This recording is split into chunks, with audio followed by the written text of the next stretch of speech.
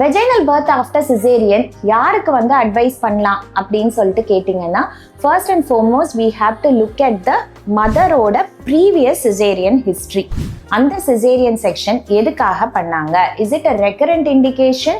Meaning அவங்க ஆள் குள்ளமா இருந்தாங்க, அவங்க பெல்விஸ் வலியே இல்லை, அவங்களுக்கு போலியோ முன்னாடி தாக்கப்பட்டதுனால அவங்களுக்கு பெல்விஸே கண்ட்ராக்டடா இருக்கு. இதெல்லாம் ஒவ்வொரு பிரசவத்திலையும் நம்மளுக்கு ரெக்கர் ஆக போற பிரச்சனைகள்.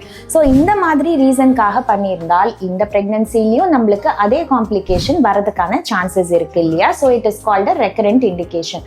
ஆன் த அதர் ஹேண்ட் உங்களுக்கு நான் ரெக்கரண்ட் இண்டிகேஷன், மீனிங் தட் உங்களுக்கு வந்துட்டு பிரீச் பிரசன்டேஷன் இருந்தது முதல் குழந்தைக்கு. ஸோ கால் பகுதி கீழே இருந்தது, தலைப்பகுதி மேலே இருந்தது, அதுக்காக பண்ணப்பட்டுச்சு.